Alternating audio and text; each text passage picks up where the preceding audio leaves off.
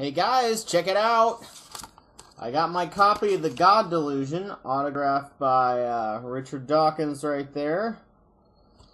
The Pope of Atheism, to IU Wilmington, my old college. It was awesome, though the book signing line had little semblance of order. After he signed my book, he looked up at me like he had a plastered smile and looked exhausted, so instead of trying to engage him, I just said thank you very much so the line could get moving, and hopefully speed up for when he could get some sleep. He apparently stays and signs every single book, so if you get a chance to go see him in your area, definitely go. He did some readings, however, from his latest book, Greatest Show on Earth, and happened to use the same analogy of science to crime that I had made when writing this video up a few weeks ago. However, mine is more macroscopic and explains different aspects, so it's different. Really, enjoy. There has been a murder. No one living saw it happen except the murderer. The detective and police will first examine the evidence, run scientific tests, and form a hypothesis based on the acquired evidence. After this, they will attempt to reenact the murder situation as best they can, or they will analyze from compiled data from similar scenarios from a bank of other crime scenes. If their hypothesis does not go against any facts in the case, they can then make an arrest and question the suspects or suspect. If, after this questioning, there is still no facts that go against their theory, they can then take the case to court.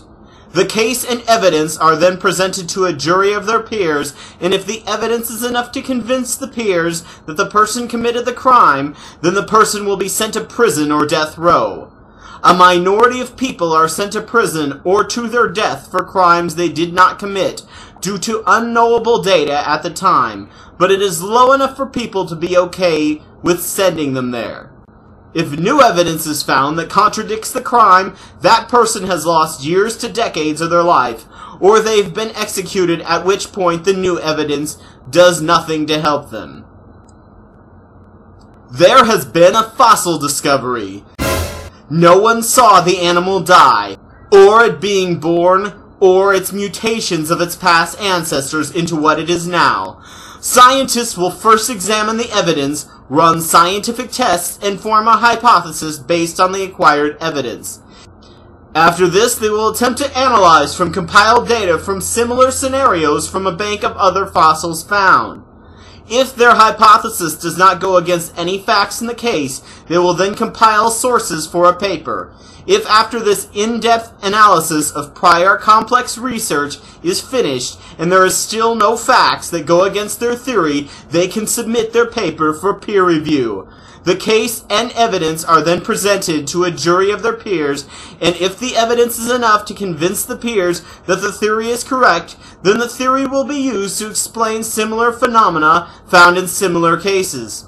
A minority of times there have been theories that are flawed due to unknowable data at the time, but it's low enough for scientists to have a working model to discover new ideas and act as a stepping stone to the real truth.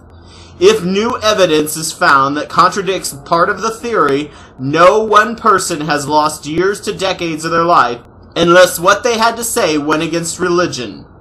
It's odd how the very same people who had so much faith in the court system and are so for the death sentence, even if there is enough error to kill an innocent person, tend not to have faith in a science that follows the exact same procedure, has less errors, and has never killed any innocent in the areas they are so against.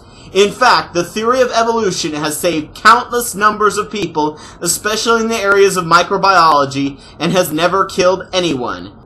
Yes, we weren't there when an evolutionary mutation occurred, but we also weren't there when a murder took place. We can never know for sure, but the great thing about science is that we have time to make sure that we have the best answer to facts, and that answer will do nothing but benefit mankind.